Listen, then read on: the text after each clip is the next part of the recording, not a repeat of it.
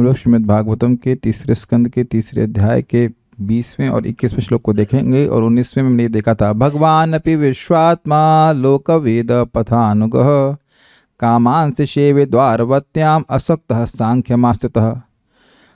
भगवान होते हुए भी, विश्व के आत्मा होते हुए भी भगवान ने लोक और वेद के पथ का अनुगमन करते हुए कामनाओं को से सेवे अर्थात विषय समूह को स्वीकार किया। द्वारवत्याम कहाँ किया? द्वारवती में, यानी कि द्वारकापुरी में।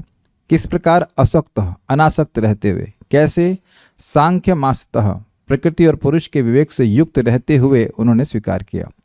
अब किस प्रकार से उन्होंने वहाँ आनंद लिया, ये प्रश्न हो सकता है, और इस प्रश्न पे आज का श्लोक डिटेल में वर्णन करता है किस प्रकार से भगवान ने आनंद लिया या विषय समूह को स्वीकार किया। मेरे पीछे बोलिए।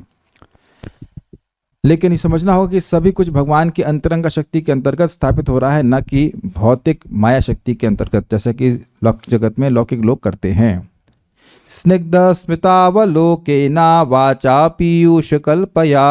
स्निग्ध स्मितावलोकेन वाचा पीयूष कल्पया। चरित्रेणानवद्येन श्रीनिकेतेन चात्मना। चरित्रेणानवद्येन श्रीनिकेतेन चात्मना।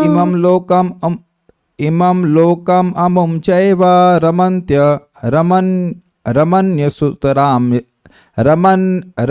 सुतरां यदुन्। इमं लोकम अमुं चैव रमयन् सुतरां यदुन्। रेमे क्षणदया दत्त क्षण स्त्री क्षण सौहृदः।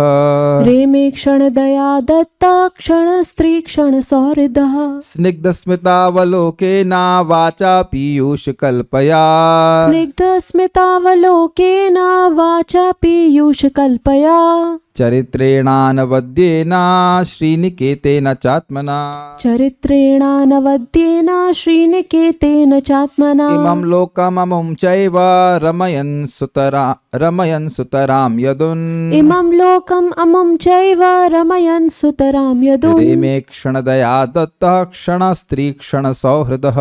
रेमे क्षणदया दत्त क्षण स्त्री क्षण सौहृदः। स्निग्ध स्मितावलोकेन वाचा पीयूष कल्पया। स्निग्ध स्मितावलोकेन वाचा पीयूष कल्पया। चरित्रेणानवद्येन श्रीनिकेतेन चात्मना। चरित्रेणानवद्येन श्रीनिकेतेन चात्मना। इमं लोकम् अमुं चैव रमयन् सुतरां यदुन्। इमं लोकम् अमुं चैव रमयन् सुतरां यदुन्। रेमे क्षणदया दत्त क्षण स्त्री क्षण सौहृदः।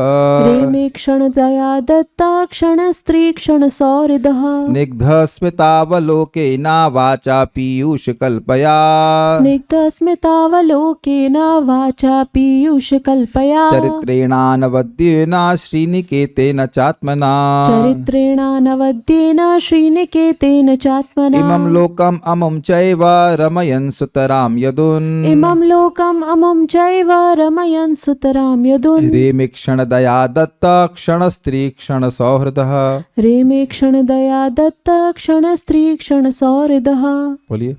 स्निग्ध स्मितावलोकेन वाचा पीयूष कल्पया। स्निग्ध स्मितावलोकेन वाचा पीयूष कल्पया। चरित्रेणानवद्येन श्रीनिकेतेन चात्मना। चरित्रेणानवद्येन श्रीनिकेतेन चात्मना। इमं लोकम् अमुं चैव रमयन् सुतरां यदुन्। इमं लोकम् अमुं चैव रमयन् सुतरां यदुन्। रेमे क्षणदया दत्त क्षण स्त्री क्षण सौहृदः। रेमे क्षणदया दत्त क्षण स्त्री क्षण सौहृदः।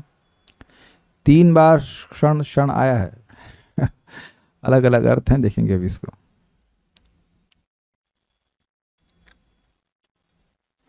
वे अनुवाद 20 और 21 साथ में रखे गए हैं, क्योंकि यहाँ पे अन्वय दोनों का साथ में लिया गया है। वे वहाँ पर, यानी भगवान श्री कृष्ण द्वारकापुरी में, वहाँ पर लक्ष्मी देवी के निवास अपने दिव्य शरीर में सदा की तरह के अपने सौम्य तथा मधुर मुस्कान युक्त मुख, अपने अमृतमय वचनों तथा अपने निष्कलंक चरित्र से युक्त रह रहे थे। भगवान ने इस लोक में तथा अन्य लोकों में, उच्च लोकों में, विशेष रूप से यदुवंश की संगति में अपनी लीलाओं का आनंद लिया। रात्रि में विश्राम के समय उन्होंने अपनी पत्नियों के साथ दाम्पत्य प्रेम की मैत्री का आनंद लिया। अन्वय देखिए, द्वारकापुरी में स्निग्ध मतलब सौम्य, सौम्य चेहरा होता है लोगों का, जिनका मन सौम्य होता है तो उनकी सौम्यता उनके चेहरे पे भी लक्षित होती है। आप लोग इस शब्द को समझते हैं। वैसे स्निग्ध का मतलब होता है चिकना, लेकिन स्निग्ध मतलब होता है सौम्य। यहाँ पे सौम्य, सौम्य समझते हैं, समझ। स्मित अवलोकना, स्मित का मतलब होता है मुस्कान, हल्की मुस्कान, और अवलोकन मतलब देखना। तो मृदुहंसी से युक्त चितवन द्वारा, यानी कि सौम्य स्मित अवलोकना, सौम्य हंसी के संग, सौम्य भगवान का मुख है और उस पे स्मित मुस्कान है, और वह उस स्मित मुस्कान के संग भक्तों को देखते हैं, वहाँ पे जितने भी भक्तों को देखते हैं। पहली चीज़, यानी कि सुंदर स्निग्ध चितवन वाले, हाँ, सुंदर स्निग्ध स्मित वाले मुख से युक्त चितवन से देखते हैं। ठीक है, पहला तो हो गया। दूसरा, पीयूष कल्पया। अच्छा, स्क्रीन अगर नहीं दिख रही है ठीक से तो आप लोग अपने PDF फाइल खोल लीजिएगा। मैं नेट यहाँ पे डाउन है तो उसका कुछ नहीं कर सकता। नहीं दिख रहा है आप सबको? दिख रहा है? नहीं दिख रहा है? नहीं दिख रहा है? दिख रहा है? I don't know what is happening. एक काम कर सकता हूँ, फिर YouTube को स्टॉप कर दूंगा तो शायद, हाँ अब दिख रहा है कुछ। ठीक है, उम्मीद है कि दिख रहा होगा। नहीं तो फाइल खोल लीजिए अपने एंड पे, यहाँ पे नेट थोड़ा डाउन है। तो पीयूष कल्पया, कल्पया मतलब तत्तुल्यया, पीयूष का मतलब था अमृत। तो कह रहे हैं यहाँ पे सुधातुल्य वाचा, मधुर वाणी से, यानी कि अवलोकन कैसे था? बड़ा सौम्य था, मृदु हंसी से युक्त था, और जो उनकी वाणी थी वह अमृत के समान थी। एक पाठ भेद है और उसमें कहा गया है पीयूष कल्यया। कल्य का मतलब होता है एक नदी। तो उनकी वाणी ऐसे थी जैसे मान लो अमृत का प्रवाह था। भगवान जब बोलते हैं तो वह अमृत के समान होता है। दो अर्थ में, कि एक तो वह अमृत के समान सुस्वादु होता है, और दूसरा वह वाणी सुनकर व्यक्ति अमृतत्व को प्राप्त करता है। कोई चीज़ हमारी आयु का वर्धन करने वाली हो तो जरूरी नहीं कि वह मधुर भी हो, लेकिन जब जैसे ही आप बोलते हैं अमृत, मतलब जो कभी मृत नहीं होती, या जो वस्तु किसी चीज़ का स्पर्श करे तो वह व्यक्ति भी या वस्तु भी अमृतत्व को प्राप्त कर जाए, इसे कहेंगे सुधा, अमृत कहा जाएगा इसको। तो भगवान की वाणी कैसी है? भगवान की वाणी कैसी थी वहाँ पे? तो भगवान अमृत तुल्य वाणी से उनको सुखी करते थे भक्तों को, या उनकी वाणी अमृत के प्रवाह जैसी थी। मान लो जब वो बोलते थे तो वह अमृत के समान लगता है। देखिए, इस जगत में इस तरह की भाषा का प्रयोग किया जाता है। कभी कभी कहते हैं लोग कि आप इतना कठोर क्यों बोल रहे हैं, ऐसा लग रहा है कि हमारे कानों में आप गरम लोहा डाल रहे हों, ऐसा बोला जाता है। वाणी से अंगार निकल रहे हो, ऐसा करके शब्द प्रयोग किया था। ऐसा नहीं कि उसके मुख से अंगार ही निकल रहा है, लेकिन वाणी इतनी कठोर है कि बहुत खराब लग रहा है। या कोई व्यक्ति इतना मधुर बोलता है, इतने सत्कार से बोलता है, इतने सही तरह से बोलता है कि व्यक्ति का मन प्रसन्न हो जाता है। आपने सुना भी होगा, ऐसी वाणी बोलिए मन का आपा खोए, औरों को शीतल करे, औरन को शीतल करे, आपहु शीतल होए। तो आप समझ रहे हैं कि भगवान ऐसी वाणी का प्रयोग करते हैं। उनकी वाणी सुनने में बहुत सुंदर है और अर्थ की दृष्टि से बहुत अच्छी है। हर तरह से जीवात्मा को, जीव को सुखी करने वाली है। बहुत बड़ी बात है। व्यक्ति सुंदर होता है लेकिन कभी कभी उसकी वाणी बहुत खराब होती है, तो फिर व्यक्ति से संबंध नहीं बना सकते हैं, व्यक्ति नहीं रख पाता है। तो ऐसा भी नहीं था, बहुत सुंदर वाणी से भगवान उनको संबोधित करते थे। और चरित्र कैसे है? तो कहते हैं अनअवद्येना। अनवद्येना का मतलब हुआ निर्मल चरित्र, उसमें कोई दोष नहीं था। गुरुजनों का सम्मान करना, जिससे यथा योग्य जैसे सम्मान करना चाहिए, जैसे कार्य करना चाहिए, वैसा भगवान का चरित्र था। तो उसके द्वारा, यानी आप देख सकते हैं कि ऐसा लीडर मिलना नेक्स्ट इम्पॉसिबल ही कहा जाएगा जगत में। वो देखने में भी सुंदर हो और वह हमेशा मुस्कुरा के ही देखे आपकी तरफ, ऐसा कहाँ होता है? हम ही लोग कहाँ हमेशा सबके तरफ मुस्कुराते रहते? नहीं मुस्कुराते रहते। क्यों नहीं मुस्कुरा पाते हैं? क्योंकि हम लोग खुद ही अभाव में हो जाते हैं। तो हम कैसे मुस्कुराएंगे? जब हमारा खुद का अभाव है, हम खुद परेशानी में हैं, तो दूसरे की तरफ कैसे मुस्कुराएंगे? जरा बताइए। जो व्यक्ति खुद आनंद में है वो दूसरे के प्रति मुस्कुरा सकता है, उसको सुख दे सकता है। तो दिखाता है कि भगवान अत्यंत सुख में है और इसीलिए मुस्कुराते रहते हैं और अपने भक्तों को देखकर प्रसन्न भी रहते हैं। तो ये सब पाते हैं। श्री निकेतना तथा समस्त शोभा के आश्रयभूत श्री कृष्ण ने, प्रभुपाद जी इसको आसान बात करें कि श्री का मतलब है लक्ष्मी जी, तो ये लक्ष्मी जी के निवास जो था, दोनों अर्थ हैं। श्री का अर्थ बहुत सुंदर लग रहे थे भगवान, और दूसरा है श्री का अर्थ लक्ष्मी जी के आवास। लक्ष्मी जी भगवान की छाती पे ही निवास करती हैं, एक कहते हैं श्रीवस्त्र का चिन्ह है। तो इस प्रकार से भगवान के संग कभी छोड़ती नहीं है। तो इसलिए कह रहे हैं श्री निकेतन आत्मना, अपने दिव्य श्री विग्रह से। क्या मतलब हुआ? अपने श्री दिव्य श्री विग्रह से, जो कि इन सभी गुणों से युक्त था और लक्ष्मी जी का आवास था। क्या था? फिर से समझ लीजिए। भगवान का दिव्य वपु के द्वारा, भगवान के दिव्य वपु में क्या गुण बता रहे हैं? उनका वपु जो है, उनका मुख बहुत सुंदर है, स्निग्ध स्मित अवलोकन के द्वारा, अमृत तुल्य वाणी के द्वारा, अनवद्य चरित्र के द्वारा, और अपने उस दिव्य शरीर के द्वारा जो लक्ष्मी जी का आश्रय है, इसके द्वारा भगवान ने क्या किया? इमम लोकम च अमुम, इमम लोकम मतलब इस भूलोक का, तथा अमुम मतलब दूसरा देवलोक के भक्तगण उनका, एवं उनमें भी यदून सुतराम एवच रमयन। सुतराम मतलब बहुत अधिक। तो कह रहे हैं निश्चित यदुगुण को विशेष रूप से आनंद प्रदान किया। क्या मतलब है? क्या बोलना चाह रहे हैं? इस पृथ्वी के लोगों को इन सब चीज़ों से सुखी किया, देवताओं को सुखी किया, और विशेष रूप से यदुओं को सुखी किया, क्योंकि यदु लोगों को विशेष रूप से भगवान के संग अकेले में रहने का आनंद मिलता था, उनसे व्यक्तिगत संबंध बना करके कार्य करने का मौका मिलता था। समझ में आ रहा है? किन किन्नों को सुख दिया? इस पृथ्वी के लोगों को सुख दिया, देवताओं को सुख दिया, और विशेष रूप से यदुवंशियों को सुख दिया। तथा अब यहां बोल रहे हैं कि रानियों के संग क्या विशेष भगवान की लीला हुई, तो कह रहे हैं तथा क्षणदया। अब ये बड़ा सुंदर शब्द है, क्षणदया मतलब रात्रि द्वारा। ये क्या मतलब है भाई? क्षणदा मतलब, क्षण का मतलब होता है अवसर, अवसर का मतलब हुआ विश्राम का अवसर। तो विश्राम का अवसर कौन देता है?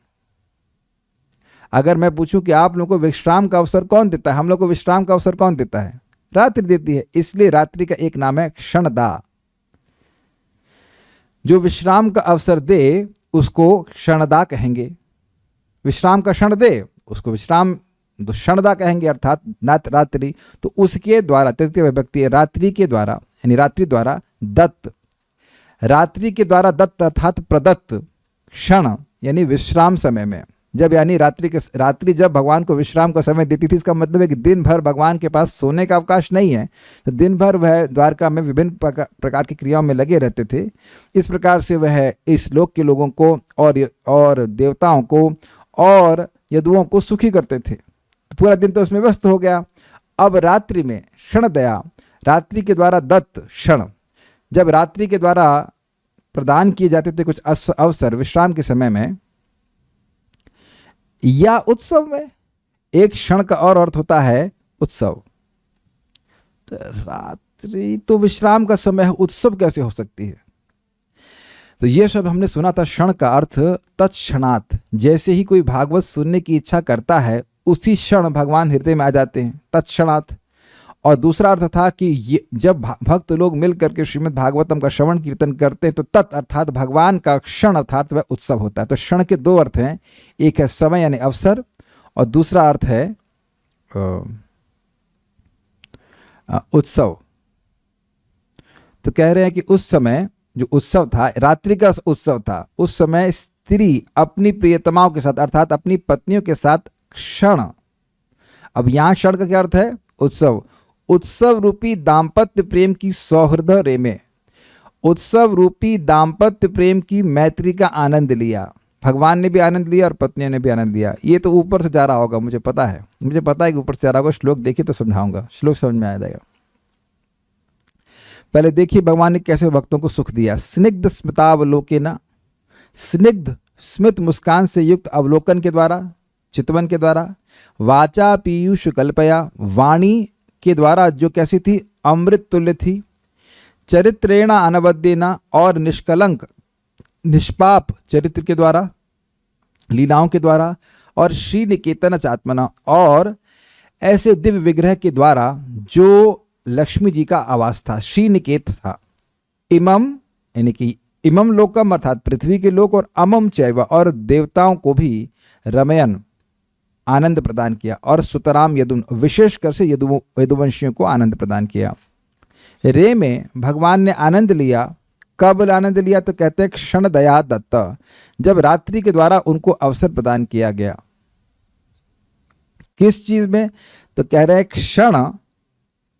क्षण दया दत्ता क्षण, जब रात्रि के द्वारा क्षण प्रदान किए गए तब आनंद लिया। तो कौन सा आनंद लिया? तो कह रहे हैं स्त्री क्षण सौहृदा, क्षण जो स्त्री के बाद वाला क्षण है वह है दाम्पत्य प्रेम का उत्सव, दाम्पत्य प्रेम रूपी उत्सव की मैत्री जो कि उन्होंने अपनी पत्नियों के संग की थी, उसका आनंद लिया। तो अब आप लोग थोड़ा सा दिमाग बाद में भिड़ाइएगा कि कौन सा क्षण का अर्थ क्या है। क्षण दया का अर्थ है रात्रि, क्षण का मतलब है अवसर, फिर क्षण का मतलब है दाम्पत्य प्रेम रूपी उत्सव। या उत्सव रूपी दाम्पत्य प्रेम की मैत्री को उन्होंने पत्नी को, अपनी पत्नियों के संग उसका आनंद लिया। लेकिन ध्यान देना होगा कि जैसे इस जगत में भोग करता है व्यक्ति पत्नी आदि के संग, तो उसका रिजल्ट सुख नहीं होता। पत्नी हो किसी भी स्त्री के संग करता है तो यही सारे दुखों का कारण है इस जगत में। ये ही संस्पर्श जा भोगा दुख यो नय एवते आद्यंतवंत कौन्तेय न तेषु रम्यते बधा। भगवान पहले ही बोल चुके हैं कि ये संस्पर्श जो भोग हैं, भगवत गीता में बोल चुके हैं, तो वही सारे दुखों के कारण है, और जो बुद्धिमान लोग हैं वह उसमें प्रवृत्त नहीं होते। तो लोग कहेंगे बोलते हो गीता में सब भोग नहीं करना चाहिए और आप स्वयं भोग में पड़े हुए हैं, वॉक योर टॉक। ये बात भगवान पे कोई आक्षेप कर सकता है तो देखिए पहले ही हमें पिछले श्लोक से लेना होगा। असक्तः सांख्यम आस्तितः, भगवान अनासक्त थे, एक बात। दूसरा बात आगे क्लियर होगी, जो आगे क्या क्लियर होगी इसी श्लोक में क्लियर हो रही है। इसी शब्द में देखिए, श्री निकेत आत्मना, जो जिनका विग्रह लक्ष्मी जी का आश्रय है वह भौतिक भोग क्यों भोगेंगे। एक प्रश्न आया था कि 16,108 रानियां भी लक्ष्मियां हैं। जी हाँ, ये भी श्लोक से क्लियर हो जाएगा, जी हाँ वह भी लक्ष्मियां ही हैं।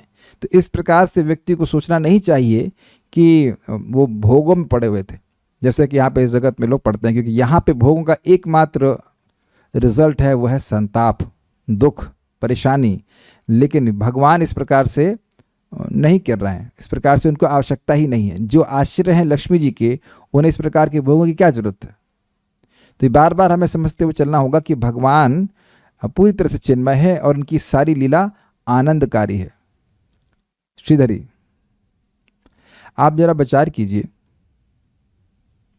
अगर यही बात किसी व्यक्ति के लिए यहां बोली जा रही होती तो क्या यह भागवत में डिस्कस करने वाली बात है कि वह कौन व्यक्ति अपनी पत्नी के संग रात्रि में क्या कर रहा है। और कितनी खराब बात होगी ना इस तरह से बोला जाए। सिंपल सी बात है ना, किसी भी कोई गृहस्थ भी है उसके लिए भी अगर आप ऐसा बोलेंगे तो यही कहा जाएगा ना, महाभोगी। Is it not. लेकिन यहां देखिए सभी भक्तों की कितनी आदर बुद्धि है। और कौन बोल रहा है, ये बोल कौन रहा है श्लोक? उद्धव जी बोल रहे हैं, जो नैष्टिक ब्रह्मचारी हैं, महान भक्त हैं। और ये डिस्कशन कौन कर रहा है? सुखदेव गोस्वामी और परीक्षित महाराज। तो ये कोई बात जो सन्यासी लोग हैं उनकी चर्चा करने की बात है क्या? अगर ये खराब होती तो क्या उनकी चर्चा करने वाली बात होती? नहीं बोलते वो। तो ये भगवान की विशेष लीला है। भगवान भौतिक भोगों में आसक्त रहते हैं, पिछले श्लोक में बिल्कुल बोल दिया स्पष्ट।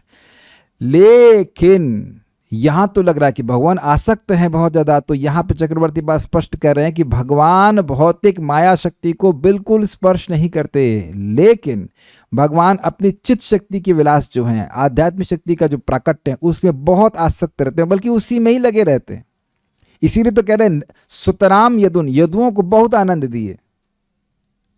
जो सूर्य है, समझ लीजिए, पहले समझ लीजिए इस बात को, सूर्य कभी भी अंधकार का दर्शन नहीं कर सकता, वैसे ही भगवान कभी माया को स्पर्श करते ही नहीं है। जैसे सूर्य कभी अंधकार को स्पर्श करता ही नहीं कर सकता है, ऐसे ही भगवान कभी भी माया का स्पर्श करते ही नहीं है। बिल्कुल स्पष्ट समझ लेना चाहिए। जब संपूर्ण माया का ही स्पर्श नहीं करते तो माया के शुल्ल छोटे सुखों को भोगने का कोई मतलब ही नहीं है। बिल्कुल क्लियर समझ लेना चाहिए। तो जो भगवान की रानियों और भगवान के बीच में आदान प्रदान था वो प्रेम का आदान प्रदान था, आनंद चिन्मय रस का आदान प्रदान था। इसलिए कह रहे हैं हर दिन वह उत्सव हुआ करता था। उत्सव के बाद व्यक्ति उत्साहित होता है, परेशान नहीं हो जाता है। श्रीधरी 3.3.20-21 स्निग्ध सस्मिताव स नहीं आना चाहिए, स्निग्ध स्मितावलोके न अर्थात मधुर मुस्कान युक्त चितवन के द्वारा तथा पीयूष कल्पया अर्थात सुधा तुल्य मधुर वाणी के द्वारा। जहां पर पीयूष कुल्यया पाठ है उसका अर्थ होगा अमृत के प्रवाह के समान वाणी के द्वारा। देखिए कुल्या का मतलब होता है कैनाल्स, नाले तो नहीं कहना चाहिए लेकिन नहर। तो अगर कहीं लिखा है कि अमृत कुल्यया, मतलब कहीं पाठ ऐसा है तो कह रहे कि भगवान की वाणी से ऐसा प्रवाह होता था कि मान लो अमृत वहां से निर्झर हो रहा, अमृत के स्रोत बह रहे हैं वहां पे, ऐसा भगवान बोलते हैं। देखिए इसमें कोई अतिशयोक्ति नहीं है। भगवत गीता को तो अमृत की कहा ही गया है। सकृत गीता अमृत स्नानम संसार मल नाशनम।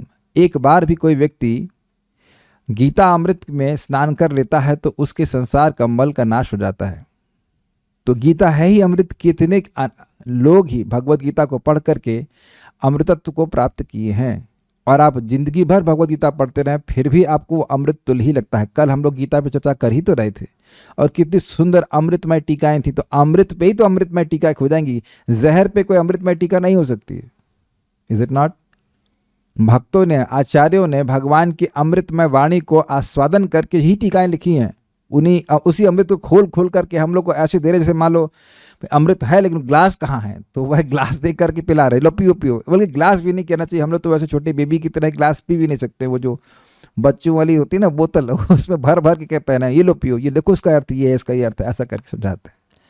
तो भगवान की वाणी का कितना प्रभाव है तो आप देख ही रहे हैं। तो इस प्रकार की वाणी के द्वारा भगवान ने सुख दिया। कैसे दिया? तो कह रहे आत्मन अर्थात देह के द्वारा। तो भगवान का देह होता है, देह का अर्थ है भगवान का श्री विग्रह। क्षण दया अर्थात रात्रि द्वारा दत्त अर्थात प्रदान किए गए क्षण अर्थात अवसर अथवा उत्सव में, मतलब जो अवसर या जो उत्सव रात्रि ने प्रदान किया। जैसे आप समझिए यहाँ ये भागवत का अवसर 6:30 बजे का समय देता है आपको, शाम देती है कि नहीं? अगर कहते हैं ना एक शाम राधा माधव के नाम, तो ऐसा लोग बोलते हैं। तो शाम का समय या शाम आपको, शाम की बेला कह लें, संध्या की बेला आपको भागवत का क्षण प्रदान करती है। अब समझ में आ रहा है?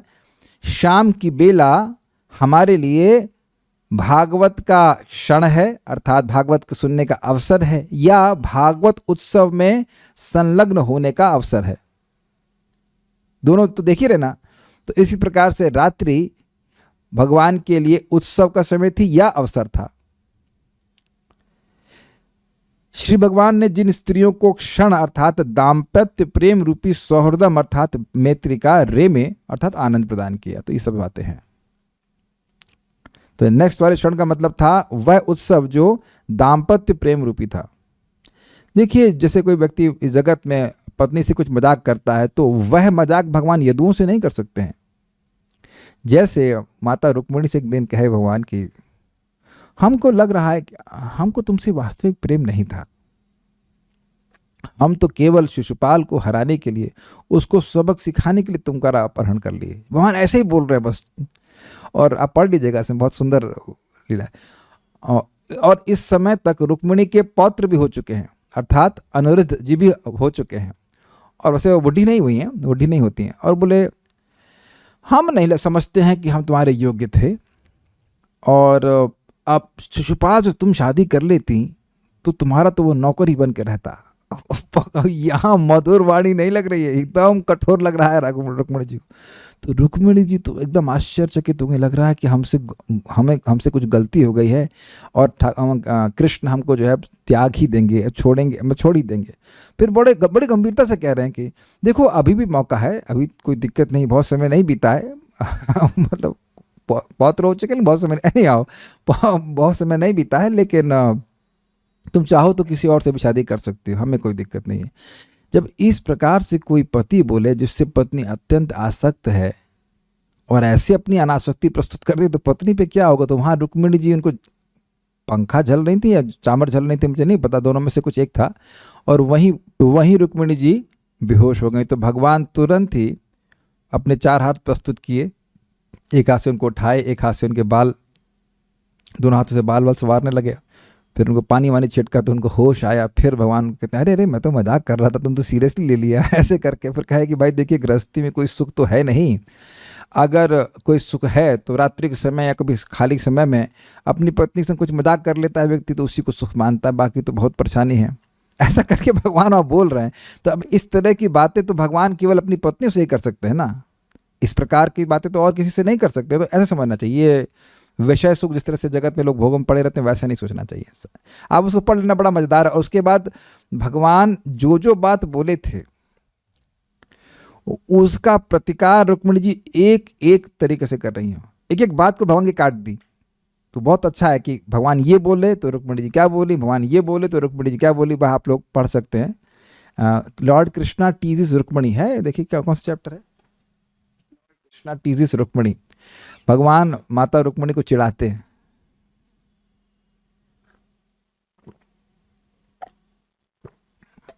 तो ये जो भी कुछ है वह आनंद चिन्मय रस है, नहीं तो फिर हाँ 10.60वां अध्याय है कृष्ण बुक का या दशम स्कंद का, आप उसको पढ़ सकते हैं।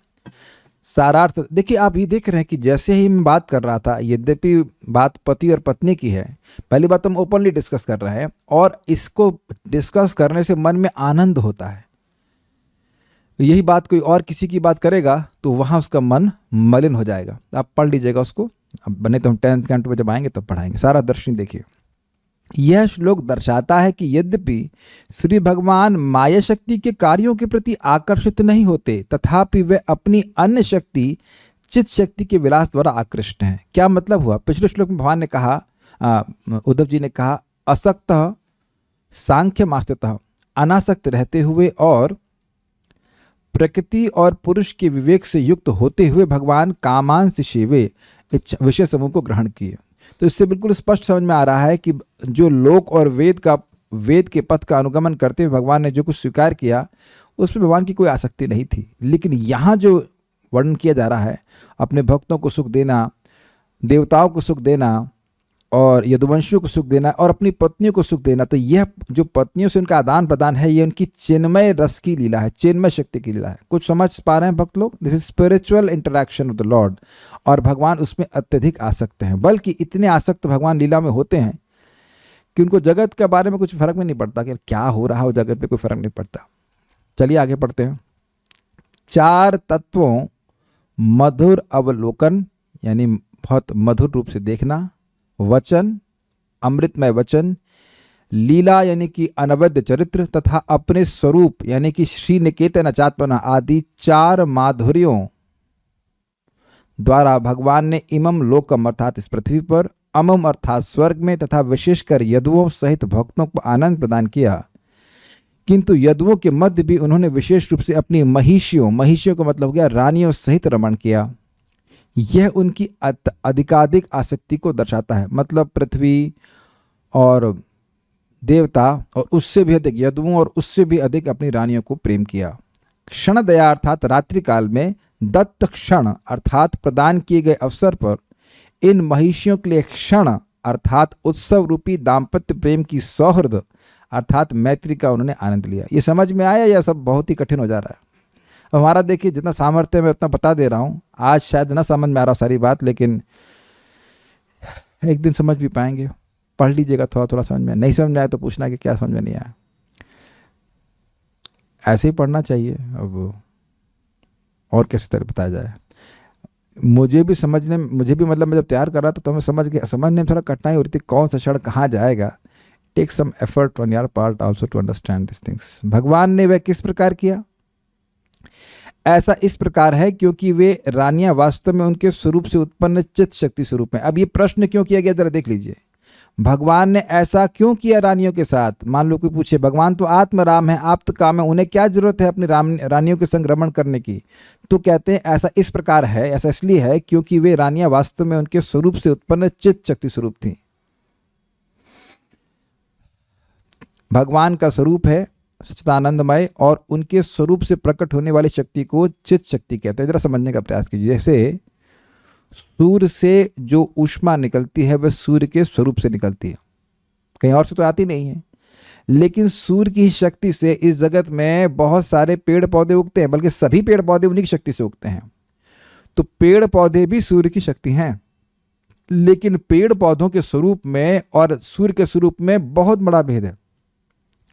लेकिन सूर्य की किरणें और सूर्य गुणात्मक रूप से एक हैं। क्या समझ पा रहे हैं आप बात?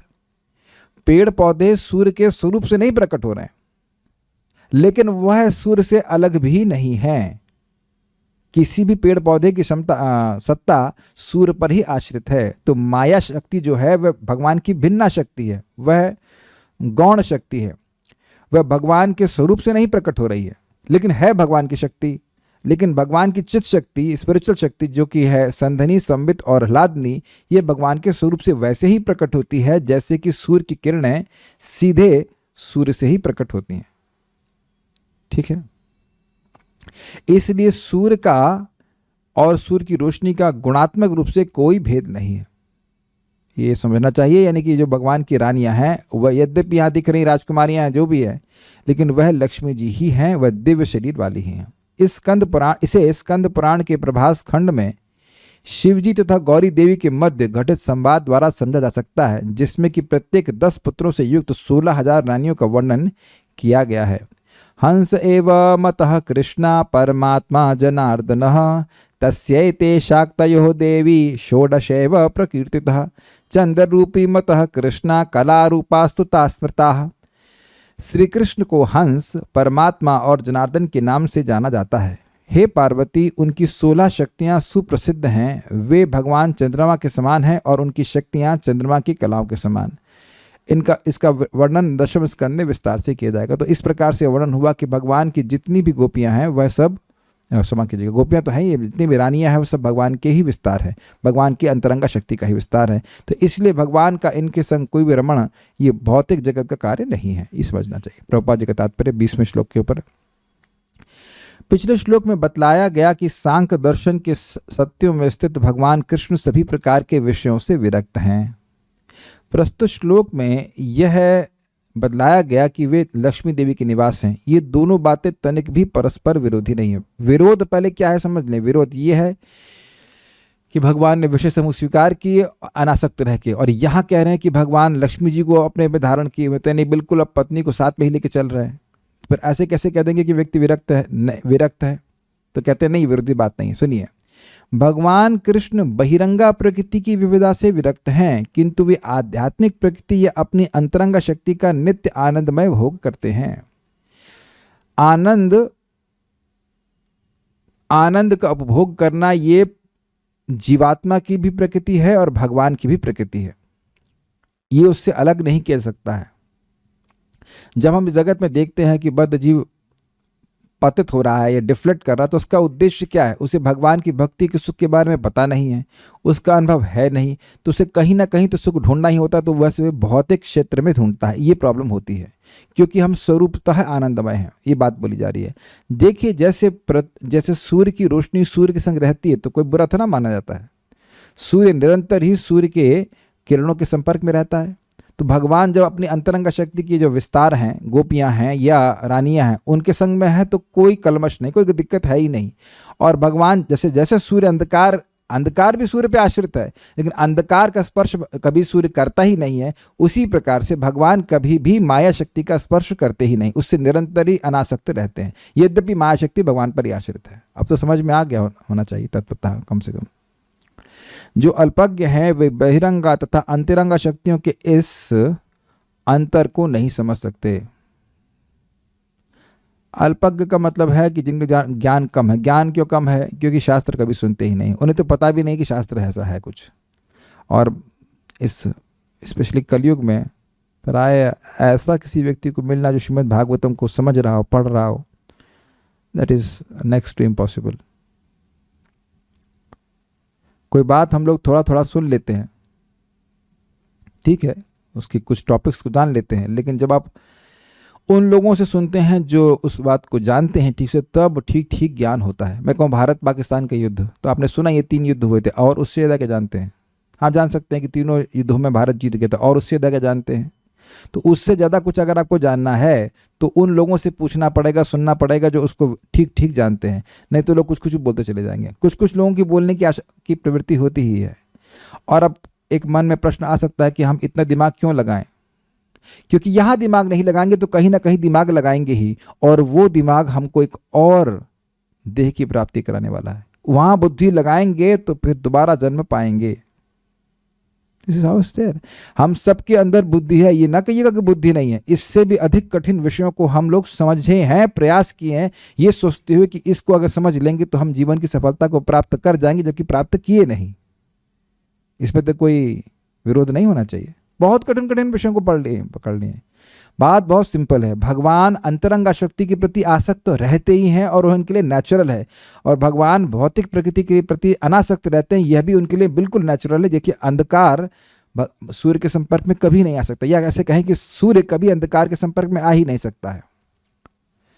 और हम लोग वी आर भक्ति में तो आ गए हैं, आने का प्रयास कर रहे हैं, लेकिन हमारी वो टेंडेंसी अंधकार का आलिंगन करने की बहुत तगड़ी है।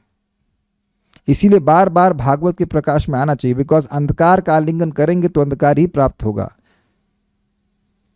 चाहे हम कुछ भी सोचें कि ये प्रकाश है या कुछ मिलेगा, it is not going to happen. अल्पज्ञ की व्याख्या कर रहा हूं कि अल्पज्ञों से सुनते ही रहेंगे हम दिन भर तो अल्पज्ञ ही रहेंगे, नहीं समझ पाएंगे कि भगवान की लीला किस प्रकार से संपादित हो रही है। तो हमें थोड़ा प्रयास करना चाहिए समझने का। भगवद गीता में अंतरंगा शक्ति को परा प्रकृति कहा गया है 7वें अध्याय में। विष्णु पुराण में भी विष्णु की अंतरंगा शक्ति को पराशक्ति कहा गया है। भगवान कभी भी पराशक्ति की संगति से विलग नहीं होते। इसकी व्याख्या मैंने कर दी। सूर्य अपने प्रकाश से कभी अलग नहीं होता और प्रकाश सूर्य के स्वरूप से ही प्रकट होता है। इस पराशक्ति का तथा इसकी अभिव्यक्तियों का वर्णन ब्रह्म संहिता 5.37 में आनंद चिन्मय रस प्रतिभाविताभि के रूप में हुआ। आनंद चिन्मय रस प्रतिभाविताभीर आनंद चिन्मय रस प्रतिभाविताभिताभीर्य एव निज रूप कलातयाभि गोलोक एव निवसति अखिलात्म भूतो गोविंदमादि पुरुषम तमहम भजामि। तो ये जो गोपियां हैं, ताभीर एव निज रूप तया कला, भी भगवान की ही निज रूप तया कला, उसकी कला है। जैसे भी हमने सुना था चंद्रमा की कलाएं होती हैं, ऐसे ही जितनी भी गोपी आदि हैं, जितनी भी रानियां आदि हैं, वह सब भगवान के ही स्वरूप से विस्तारित हैं। भगवान से राधा रानी है, राधा रानी से सारी विस्तार है। और ये कैसे हैं? आनंद चिन्मय रस प्रतिभाविता भी, वह एक दूसरे को से जो आदान प्रदान हो रहा है गोपियों का या रानियों का, वह आनंद चिन्मय रस है, स्पिरिचुअल रस है, दिव्य रस है। वहाँ काम की गंध भी नहीं है, ये समझना होगा। भगवान नित्य आनंदमय हैं और ऐसे दिव्य आनंद से प्राप्त होने वाले आस्वाद से ज्ञात हैं। अर्थात भगवान को पता है कि रानियों से जो उनका आदान प्रदान है या गोपियों से जो आदान प्रदान है, वह किस तरह से स्पिरिचुअली एनलाइवनिंग है, आध्यात्मिक रूप से सुख कारक है। अब ये सब बोलने की क्या जरूरत है? जो बद्ध जीव है उसे तो केवल अविद्या के द्वारा जनित दुख का ही अनुभव है, जिसको वह सुख मान के बैठा हुआ है। लेकिन भगवान इस सुख का आस्वादन करते हैं। जो अपनी उनकी पत्नियां हैं या गोपियां, उनके संग जो भी वह लीला करते हैं, उसके सुख को वह समझते हैं, क्योंकि वह दिव्य स्तर पर है, इसलिए उसी में अनुरक्त रहते हैं। क्या सुख है, जरा उसकी क्वांटिटी समझ लें। ब्रह्मानंद को असीमित कहा जाता है। उम्मीद है कि मेरी आवाज़ आप लोगों के पास पहुंच पा रही होगी। ब्रह्मानंद को असीमित कहा जाता है और वह ब्रह्मानंद, सो कॉल्ड असीमित सुख, वह भक्ति के सुख को बराबर ऐसा है जैसे कोई बूंद हो पानी की और एक तरफ हो सागर अमृत का। साथ ही दूसरा एग्जाम्पल दिया जाता है कि ब्रह्मानंद को द्विपरार्ध गुना बढ़ा दिया जाए, यानी ब्रह्मा जी की जो परम आयु है उतनी संख्या में उसको मल्टीप्लाई कर दिया जाए, तब भी भक्ति का सुख की एक बूंद के बराबर नहीं है। ऐसा सुख भक्तों को अनुभव होता है, ऐसा सुख भगवान और उनके भक्तों के बीच में अनुभव किया जा रहा था। ये बात प्रभुपाद कह रहे हैं कि भगवान इस सुख से ज्ञात हैं, उनको अनुभव है। बहिरंगा शक्ति की विविधता के निषेध के लिए आवश्यक नहीं कि आध्यात्मिक जगत के सकारात्मक दिव्य आनंद का निषेध किया जाए। क्या मतलब? बहिरंगा शक्ति की विविधता के निषेध के लिए आवश्यक नहीं कि आध्यात्मिक जगत के सकारात्मक दिव्य आनंद का निषेध किया जाए। अतएव पढ़ लेते हैं, उसके बाद देखते हैं। अतएव भगवान की सौम्यता, उनकी मुस्कान, उनका चरित्र तथा उनसे संबद्ध सारी बातें दिव्य हैं। ये अच्छा, इस जगत से विरक्त होने के लिए सन्यासी, जो मायावादी सन्यासी हैं, वह कहते हैं कि जगत माया है और यहाँ की जो भी विविधता है वह सब छलावा है, इल्यूजन है, जैसे स्वप्न। लेकिन वह यह नहीं बता पाते हैं कि चलो ठीक है, यह स्वप्न है तो सत्य क्या है। तो उनके हिसाब से सत्य में क्या है? कुछ भी नहीं है, वह निराकार है, वह निर्विशेष ब्रह्म है। तो इस जगत की विविधता यद्यपि छलावा है, क्योंकि वह तीनों गुणों के प्राकट्य के अलावा और कुछ नहीं है, लेकिन इसका अर्थ यह नहीं है कि आध्यात्मिक जगत में कुछ नहीं है, अपितु वहाँ पे भगवान के दिव्य लीला होती है, दिव्य परिकर है और सब कुछ शुद्ध सत्व का प्राकट्य है। ये बहुत कठिन भाषा हो रही है, समझ में आ रहा है? There is transcendental existence which is full of variety. दिव्य विविधताएं हैं जो कि दिव्य गुणों के द्वारा प्रकाशित होती हैं। अगला पढ़ते हैं। अतएव भगवान की सौम्यता, उनकी मुस्कान, उनका चरित्र तथा उनसे संबंध सारी बातें दिव्य हैं। मतलब इनका भौतिक प्रकृति से कोई संबंध नहीं। अंतरंगा शक्ति की ऐसी अभिव्यक्तियां वास्तविक हैं जिनका भौतिक प्रतिबिंब यानी छाया एकमात्र क्षणिक स्वरूप है, इसलिए हर ज्ञानवान व्यक्ति को विरक्त रहना चाहिए। क्या मतलब हुआ? भगवान से संबंध हम जो भी बात पढ़ रहे हैं या सुन रहे हैं वह सब दिव्य हैं और वास्तविक हैं, और इस जगत में जो भी हम सुनते हैं वह केवल वह झूठ ही है। देखिए झूठ क्यों है? क्योंकि उसका आधार ही झूठ है। मान लीजिए हम किसी व्यक्ति के बारे में सुन रहे हैं तो वह तो अपने आप को देह मान रहा है, तो ये बात भी तो झूठ ही है कि मैं ये देह हूँ, ये बात झूठ है। तो व्यक्ति अपनी जो भी सफलता के बारे में वर्णन कर रहा है वह इसी आधार पर कर रहा है कि वह देह है। तो उसके बाद सारी बातें झूठ होंगी कि नहीं होंगी? लेकिन भगवान हैं, ये सत्य है कि नहीं? हमेशा के लिए सत्य है। भगवान के भक्त तो सत्य हैं, इनके बारे में जो उनके बीच में जो आदान प्रदान है, भगवान की लीला है, वह भी सत्य है, वह शाश्वत है। तो ये बात समझ करके जो ज्ञानवान व्यक्ति उसको विरक्त होना चाहिए, अर्थात भगवान की लीलाओं पे, अपने भगवान की लीला या तत्व पे या भगवान के संबंध में जो बातें उस पे अपने मन को लगाना चाहिए। इस जगत के टॉपिक से अपने मन को हटाना चाहिए, ये बात है। प्रभुपाद जी कहते हैं कि देखिए, जल की प्रतीति होना मृग मरीचिका में ये एक छलावा है, लेकिन ऐसा नहीं है कि वास्तविक जल कहीं है ही नहीं। वास्तविक जल है और वो प्यास बुझाता है, लेकिन मृग मरीचिका के पीछे दौड़ने वाला प्यासा मृग वो प्यास से ही मर जाता है, क्योंकि उसकी प्यास कभी बुझने वाली नहीं है। ये बात उसी तरह से तो प्रतिबिंब से व्यक्ति कभी संतुष्ट नहीं हो सकता है। तात्पर्य दूसरा 21वां का, भगवान ने अपने शुद्ध भक्तों के साथ इस जगत में आनंद प्राप्त किया। यद्यपि वे भगवान हैं और समस्त भौतिक आसक्ति से परे हैं, किंतु फिर भी उन्होंने पृथ्वी पर अपने शुद्ध भक्तों के साथ तथा उन देवताओं के साथ जो समस्त भौतिक कार्यकलापों की व्यवस्था में शक्ति प्रदत्त निर्देशकों की भांति स्वर्ग में उनकी सेवा में लगे रहते हैं, अत्यधिक अनुरक्ति प्रदर्शित करी। जैसे आप लोग सुनते आए हो बीच में कि किस प्रकार से भगवान माता अदिति के कुंडलों को देने के लिए स्वयं स्वर्ग में गए। तो देवताओं को सुख मिला कि नहीं मिला? देवताओं का कार्य करने के लिए नहीं गए ना। और देवता भी द्वारका में आकर भगवान से अनुरोध करते कि भगवान ये कठिनाई हो रही है, आप हमारी सहायता करिए। तो इस प्रकार से भगवान ने देवताओं को भी सुख दिया विभिन्न प्रकार की लीलाओं करके। आप सुनते ही, अगर आप पढ़ते हैं कृष्ण बुक की, किस प्रकार से जो असुर परेशान कर रहे होते उनको भगवान मारते, और भगवान उधर बादलों के पीछे छुपे हुए देवता वो ड्रम बजाते या मृदंग बजाते और भगवान की जय जयकार करते। तो इस प्रकार से देवताओं को बहुत प्रसन्नता भगवान ने दी। उन्होंने अपने पारिवारिक जनों यदुओं के प्रति तथा उन 16,000 पत्नियों के प्रति जिन्हें रात्रि में विश्राम के समय भगवान से मिलने का सुअवसर प्राप्त होता था, this is very important point, विशेष आसक्ति प्रदर्शित करी। भगवान की ये सारी आसक्तियां उनकी अंतरंगा शक्ति की अभिव्यक्तियां हैं, जिनकी बहिरंगा शक्ति केवल छाया स्वरूप है। स्कंद पुराण के प्रभास खंड में शिव तथा गौरी के मध्य हुई वार्ताओं से उनकी अंतरंगा शक्ति की अभिव्यक्तियों की पुष्टि होती है। भगवान द्वारा 16,000 गोपियों से मिलने का उल्लेख हुआ है। यद्यपि भगवान हंस यानी दिव्य परमात्मा है और सारे जीवों के पालन करता है, ये 16,000 गोपियां 16 प्रकार के अंतरंगा शक्तियों का प्रदर्शन है। अब समझ में आ रहा है? तो जो 16,000 रानियां थीं, या जो 16,100 कह लीजिए, 16,100 है ना, 100 थी लड़कियां, वो नरकासुर ने बंदी बना ली थी, तो वो कोई सामान्य राजकुमारियां नहीं, अपितु भगवान की शक्तियों का 16 शक्तियों का ही विस्तार है। तो वो पूरी तरह से दिव्य है। यद्यपि लीला में ऐसे प्रस्तुत हो रहा है कि वो राजकुमारियां उनका अपहरण कर लिया, ये है जो भी है, लेकिन वह भगवान की शक्तियां ही हैं। इसकी विशद व्याख्या दशम स्कंद में की जाएगी। उसमें कहा गया है कि भगवान कृष्ण चंद्रमा के सदृश हैं और अंतरंगा शक्ति रूपी गोपियां चंद्रमा के चारों ओर के ताराओं के तुल्य हैं।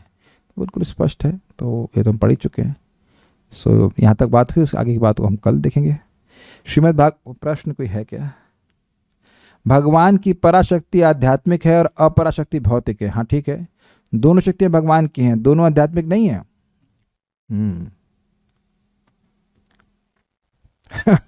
अब हम उत्तर प्रभुपाद जी की तरफ से देंगे। एक उत्तर प्रभुपाद से कहा गया कि प्रभुपाद जी, भौतिक शक्ति भी तो भगवान से आई है, तो उसको उतना बुरा क्यों कह रहे हैं? तो प्रभुपाद जी बड़ा अच्छा उत्तर दिए। एक माता जी प्रश्न करें तो प्रभुपाद बोले, you are a very good girl, are you not? Yes. Don't you pass stool and urine?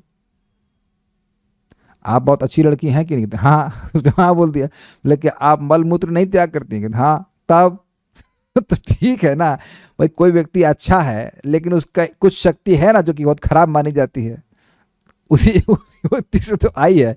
तो उसी प्रकार से इस जगत में, ये जगत यानी कि भौतिक जगत भगवान के स्वरूप से नहीं प्रकट हुआ है, इसलिए उस दृष्टि से ये आध्यात्मिक नहीं है। लेकिन दूसरी दृष्टि से देखा जाए, इसको हम लोग भगवद गीता में शब्द सुने हैं, माया ब्रह्म, ये जो भौतिक शक्ति है ये निकृष्ट है इस अर्थ में कि यह है, ये निकृष्ट है इस अर्थ में कि कॉन्शियस नहीं है।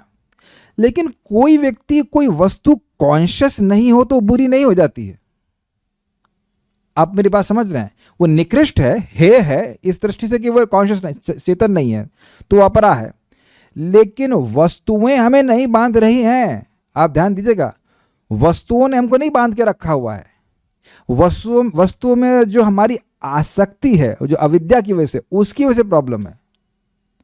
जिन वस्तुओं को हम अपना नहीं मानते उनसे हमें कोई भी प्रॉब्लम नहीं होती, चाहे वह जलें फूकें कुछ भी हो। जैसे दूसरे अकाउंट, किसी व्यक्ति के अकाउंट में पैसा कम होता है, ज़्यादा कम होता है, हो या ज़्यादा हो, तो अपने को कोई प्रॉब्लम नहीं होती है ना?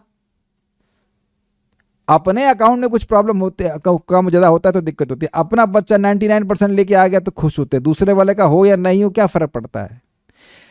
तो प्रॉब्लम उस वस्तु की नहीं है, प्रॉब्लम हमारी आसक्ति की है।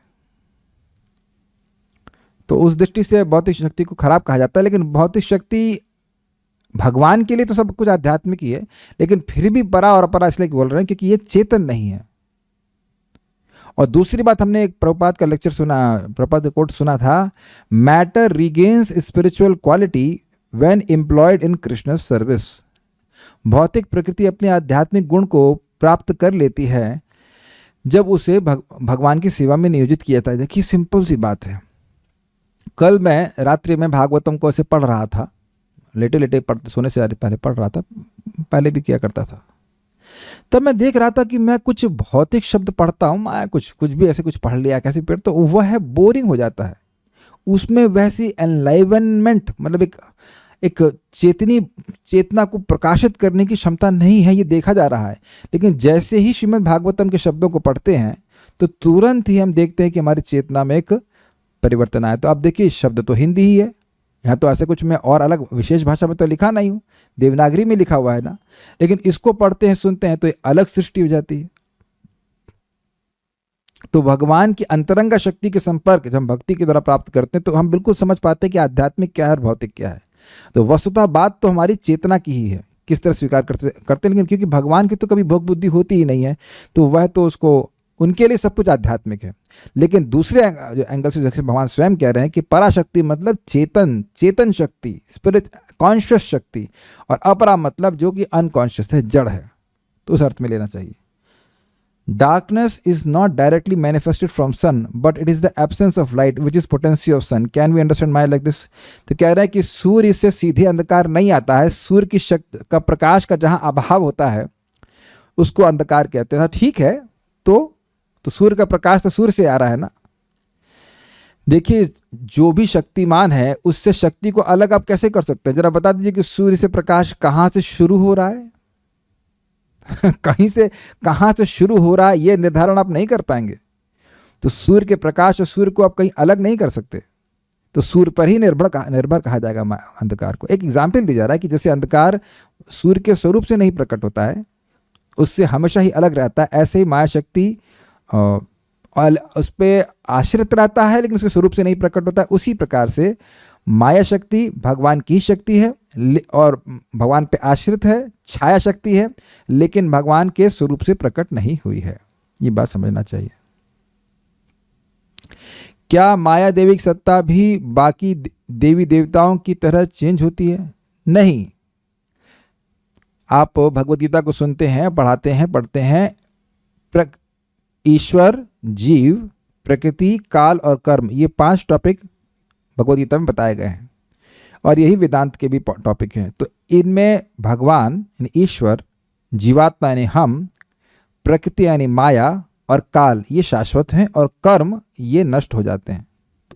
तो दुर्गा जी हमेशा पावर में रहती हैं, दुर्गा जी रहती हैं। ध्यान दीजिए, सृष्टि और संहार ये शाश्वत प्रक्रिया है। समझ में आ रहा है? सृष्टि किसी समय होती है, फिर संहार होता है, फिर कुछ समय के लिए हॉल्ट होता है और फिर सृष्टि होती है, फिर मेंटेनेंस होता है, फिर संहार होता है, फिर सृष्टि होती है। तो ऐसा कभी नहीं है कि माया शक्ति अप्रकट हो, मतलब माया शक्ति का समापन हो जाए, ऐसा नहीं होता है। सृष्टि की प्रक्रिया शाश्वत है, ये तो चलती ही रहेगी। सृष्टि होता रहेगा, स्थिति होगी, पालन होगा, स्थिति का मतलब पालन होगा, उसके बाद संहार होगा, फिर सब कुछ ठंडा पड़ जाएगा, उसके बाद फिर सृष्टि होगी। तो माया शक्ति शाश्वत है, माया शक्ति की सत्ता कभी नष्ट नहीं होती है, लेकिन वह भगवान के आदेश पर चलती है। और कोई प्रश्न नहीं है, so will stop here.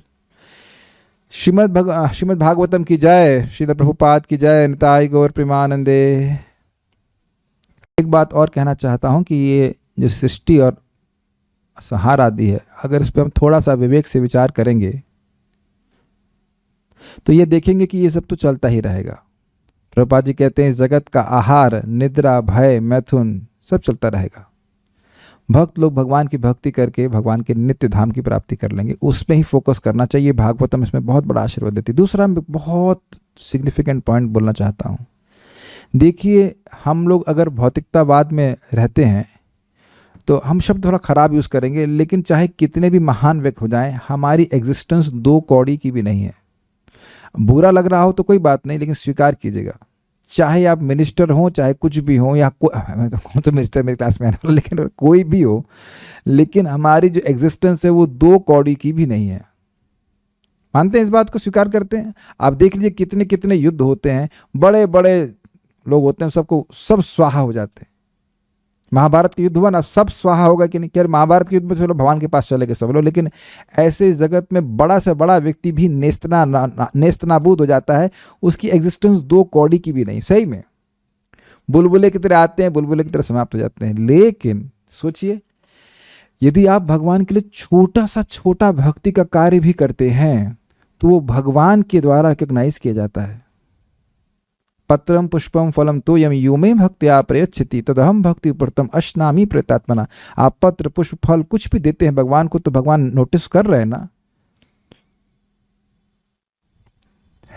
Amazing. भगवान कितने कौड़ी के आते हैं।